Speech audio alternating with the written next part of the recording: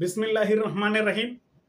সম্মানিত হজযাত্রীগণ, সবাইকে জানাচ্ছি আসসালামু আলাইকুম ওয়া রাহমাতুল্লাহি ওয়া বারাকাতুহু। আমি তোফায়েল আহমেদ সৌদি আরব থেকে আবারও ২০২৫ সালের হজের নিবন্ধন বিষয়ক একটি গুরুত্বপূর্ণ ভিডিওতে। সম্মানিত হজযাত্রীগণ, হজের জন্য নিবন্ধন একটি গুরুত্বপূর্ণ বিষয়। নিবন্ধন ছাড়া আপনি হজের পরবর্তী কাজগুলো করতে পারবেন না, এমনকি হজও করতে পারবেন না। আর এই নিবন্ধনের জন্য ২০২৪ সালে হজে অর্থাৎ ২৩ সালের নিবন্ধনের ও ২৪ সালের হজে অনেকেই হজ করতে পারেননি। কারণ তখন হজের নিবন্ধনের সময় অনেকবার বাড়িয়েছিল। সেই আশায় অনেকে নিবন্ধন পরে করবেন করে আর করেননি। যখন সর্বশেষ পর্যায়ে ধর্ম মন্ত্রণালয় সিদ্ধান্ত নেয় যে আর নিবন্ধনের সময় বাড়াবে না।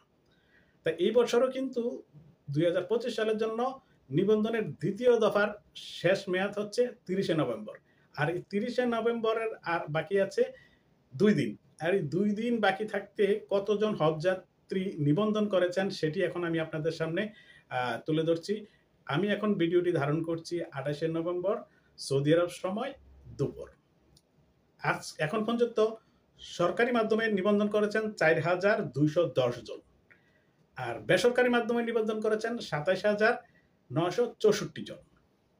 তো অর্থাৎ অনেক নিবন্ধনের সময় বাকি রয়েছে। তাই এদের এই যেহেতু অনেক ৪ ভাগের ১ ভাগ মাত্র হয়েছে, আরো ৪ ভাগের ৩ ভাগ বাকি থাকতে কি নিবন্ধন বন্ধ করে দিবে? সেই জল্পনা কল্পনা কিন্তু রয়ে গিয়েছে। সেটি ধর্ম মন্ত্রণালয়ের বিষয়।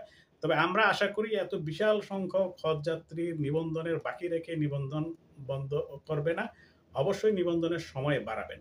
আমি সবসময় ভিডিওটি প্রতিদিন সকালে পোস্ট করি এবং প্রতিদিন কাজের পরে রাতের বেলা এডিটিং করি। এডিটিং পর্যন্ত কতজন হজযাত্রী নিবন্ধন করেছিল সেটি আমি আপনাদেরকে ভিডিও শেষ প্রান্তে চিত্রটা দেখিয়ে দিব। কারণ আগামীকালকে শুক্রবার, শনিবার অফিস বন্ধ থাকতে পারে, ব্যাংক তো বন্ধ থাকবেই। তবে সম্ভবত হজের অফিসগুলো খোলা থাকবে, যেহেতু অনলাইনের কাজ সেটি নিবন্ধন চলবে।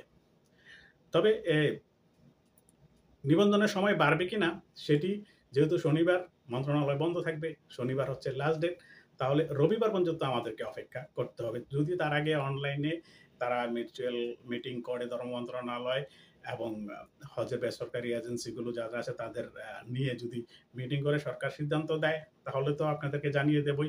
আর যদি না দেয়, রবিবার পর্যন্ত আমাদেরকে অপেক্ষা করতে হবে। তবে নিবন্ধনের বিষয়টা আমি আপনাদের কাছে বারে অনুরোধ করছি, যারা ২০২৫ সালের হজের জন্য নিয়ত করেছেন, আর্থিকভাবে প্রস্তুতি নিয়েছেন এবং শারীরিকভাবে, মানসিকভাবে সবভাবে প্রস্তুত আছেন, আপনারা নিবন্ধনটা করেই নিন। কারণ নিবন্ধনটা করে নেওয়ার পরে আপনাদের যে একটা প্রস্তুতি ভাব, আত্মবিশ্বাস, বাকি প্রস্তুতিগুলো নেওয়ার জন্য সেটা প্রয়োজন হবে।